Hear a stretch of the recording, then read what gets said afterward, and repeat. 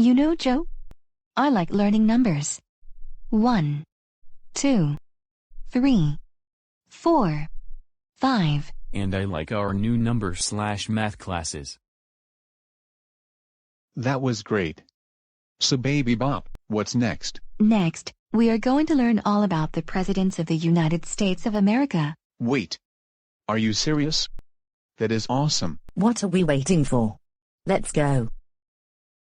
Okay, Joe, are you ready to start our projector? Yes, Baby Bop. Okay. Let's get the show on the road.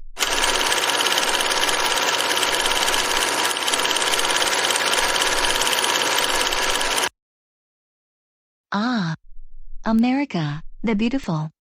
We the people, hear in their voices, the voice of our own hearts. We honor the enduring meaning of our wonderful country, the United States of America, because of our great presidents. Yes, affirmative. Ooh, that must be the presidential seal. Yes, Jeff. This presidential seal is seen in the floors of the Oval Office at the White House. And that's where the president lives. Excuse me, teacher. Yes, Chuck? Aren't we gonna learn about every U.S. president? Yes. We are just about to start with Washington. Lucy. What's wrong? Well, Jack, this is new to me. I don't even know all about the presidents of the United States. Will you help me? Of course I will. I am a U.S. president's expert, you know? Really? That's great. This is America's very first president, George Washington. George Washington was an American military officer, statesman, and founding father who served as president from 1789 to 1797. Appointed by the Continental Congress as commander of the Continental Army, Washington led Patriot forces to victory in the American Revolutionary War and served as president of the Constitutional Convention of 1787, which created and ratified the Constitution of the United States and the American federal government.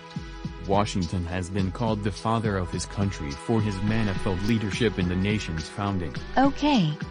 Does anyone know something else about President Washington? Michael? George Washington is the only U.S. president to not live in the White House. That's right, Michael. The White House was built later. This is America's second president, John Adams. John Adams was an American statesman, attorney, diplomat, writer, and founding father who served as president from 1797 to 1801.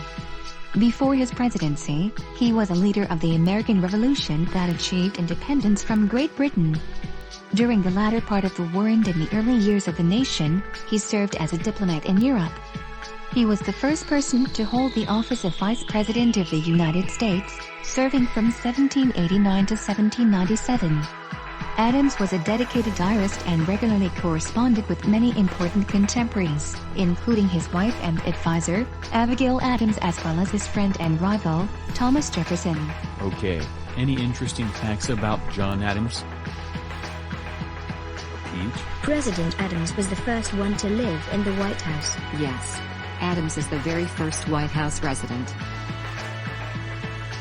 This is America's third president, Thomas Jefferson. Thomas Jefferson was an American statesman, diplomat, lawyer, architect, philosopher, and founding father who served as president from 1801 to 1809.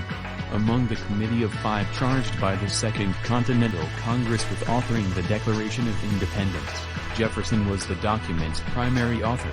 Following the American Revolutionary War and prior to becoming president in 1801, Jefferson was the first U.S. Secretary of State under George Washington, and then the nation's second vice president under John Adams. Okay, class, anyone has something to say about President Jefferson? Robert? Thomas Jefferson died the same day as John Adams. Really? Oh my. When was that? July 4th, 1826. That's right. This is America's fourth president, James Madison. James Madison was an American statesman, diplomat, and founding father. He served as president from 1809 to 1817. Madison is hailed as the father of the Constitution for his pivotal role in drafting and promoting the Constitution of the United States and the Bill of Rights. He got us all through the War of 1812 against the United Kingdom. Okay, does anyone have something to say about President Madison? Adam? During the War of 1812, did the British burn down the White House? Yes, but only a little. James Madison was very upset about that. But most of the Americans helped repair it. Oh, okay. This is America's 5th president. James Monroe. James Monroe was an American statesman, lawyer, and diplomat who served as president from 1817 to 1825. A member of the Democratic Republican Party, Monroe was the last president who was a founding father as well as the last president of the Virginia dynasty and the Republican generation. His presidency coincided with the era of good feelings, concluding the first party system era of American politics. He is perhaps best known for issuing the Monroe Doctrine, a policy of opposing European colonialism in the Americas while effectively asserting U.S. dominance, empire, and hegemony in the hemisphere. He also served as governor of Virginia, a member of the United States Senate, U.S. ambassador to France and Britain, the 7th Secretary of State, and the 8th Secretary of War. Any questions, class? Lucy? Didn't President Monroe die on the same day as Adams and Jefferson? Yes. But he died 5 years later. This is America's 6th president, John Quincy Adams. John Quincy Adams was an American politician, diplomat, lawyer, and diarist who served as president from 1825 to 1829. He previously served as the 8th United States Secretary of State from 1817 to 1825. During his long diplomatic and political career, Adams also served as an ambassador, and as a member of the United States Congress representing Massachusetts in both chambers. He was the eldest son of John Adams, who served as the 2nd President of the United States from 1797 to 1801, and First Lady Abigail Adams. Initially a Federalist like his father, he won election to the presidency as a member of the Democratic Republican Party, and in the mid-1830s became affiliated with the Whig Party. Okay class, what would you like to say about President J.Q. Adams? Goofy? Isn't John Quincy Adams the first president to be photographed in live action? Yes. This is his picture right here. Wow.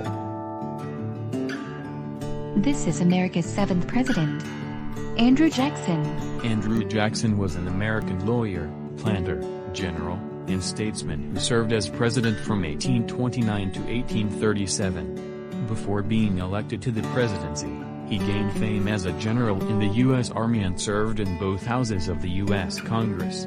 Although often praised as an advocate for ordinary Americans and for his work in preserving the Union of States, Jackson has also been criticized for his racial policies, particularly his treatment of Native Americans.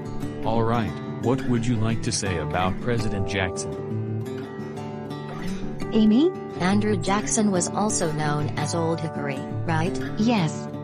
He was a national hero. This is America's 8th president, Martin Van Buren. Martin Van Buren was an American lawyer and statesman who served as president from 1837 to 1841. A primary founder of the Democratic Party, he served as New York's Attorney General, U.S. Senator, then briefly as the 9th Governor of New York before Andrew Jackson's administration as the 10th United States Secretary of State, Minister to Great Britain, and ultimately the 8th Vice President when named Jackson's running mate for the 1832 election.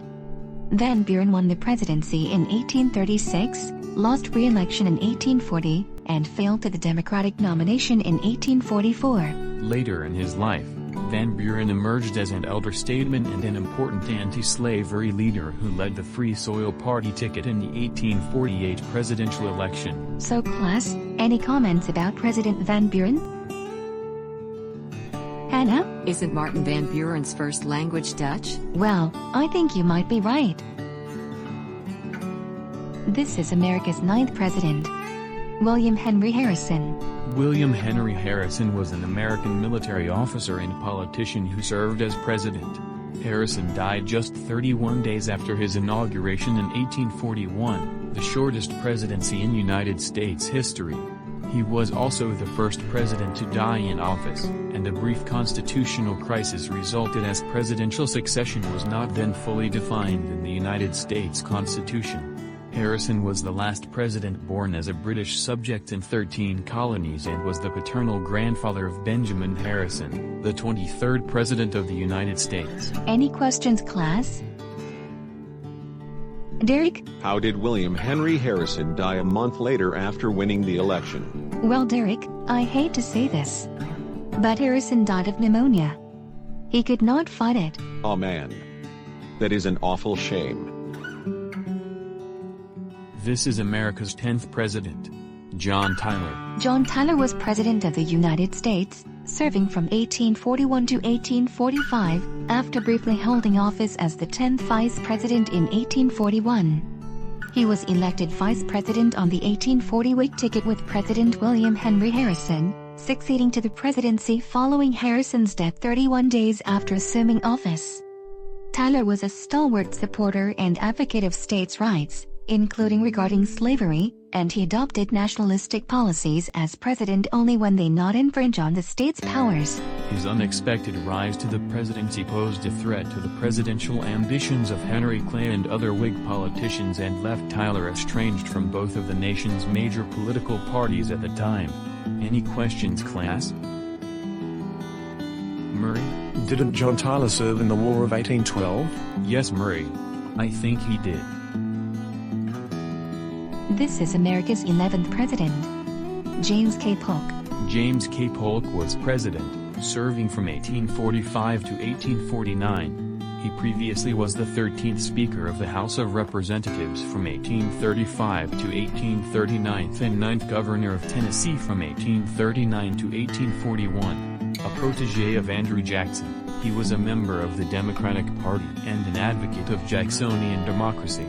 Polk is chiefly known for extending the territory of the United States through the Mexican-American War. During his presidency, the United States expanded significantly with the annexation of the Republic of Texas, the Oregon Territory, and the Mexican Cession following American victory in the Mexican-American War. Okay, class, what do you want to say about Polk? Jeff? I think James Polk is known as Young Hickory. You're right. This is America's 12th president, Zachary Taylor. Zachary Taylor was an American military leader who served as president from 1849 until his death in 1850. Taylor was a career officer in the United States Army, rising to the rank of Major General and becoming a national hero for his victories in the Mexican-American War. As a result, he won election to the White House despite his vague political beliefs. His top priority as president was to preserve the Union. He died 16 months into a term from a stomach disease, thus having the third shortest presidency in U.S. history. Okay. Any questions, class? Steve. President Taylor served in the War of 1812, right? Yes, I believe so. This is America's 13th president, Millard Fillmore. Millard Fillmore was president, serving from 1850 to 1853. The last to be a member of the Whig Party while in the White House. A former member of the U.S. House of Representatives from upstate New York, Fillmore was elected as the 12th Vice President in 1848, and succeeded to the presidency in July 1850 upon the death of U.S. President Zachary Taylor. Fillmore was instrumental in the passing of the Compromise of 1850, a bargain that led to a brief truce in the battle over the expansion of slavery. He failed to win the Whig nomination for president in 1852 but gained the endorsement of the nativist Know-Nothing Party 4 years later and finished third in the 1856 presidential election. Okay, any questions about President Fillmore? I don't think so. Okay. Let's keep going. This is America's 14th president, Franklin Pierce. Franklin Pierce was president, serving from 1853 to 1857. A Northern Democrat who believed that the abolitionist movement was a fundamental threat to the nation's unity, he alienated anti-slavery groups by signing the Kansas-Nebraska Act and enforcing the Fugitive Slave Act. Conflict between North and South continued after Pierce's presidency, and after Abraham Lincoln was elected president in 1860, the Southern states seceded, resulting in the American Civil War. Okay class, what do you want to say about President Pierce? Greg? Did Franklin Pierce serve in the Mexican-American War? Yes, he did. This is America's 15th president. James Buchanan. James Buchanan was an American lawyer, diplomat, and politician who served as president from 1857 to 1861. He previously served as Secretary of State from 1845 to 1849 and represented Pennsylvania in both houses of the U.S. Congress.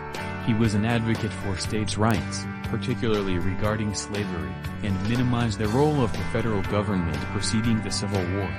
Buchanan was the last president born in the 18th century. Okay, any questions about President Buchanan?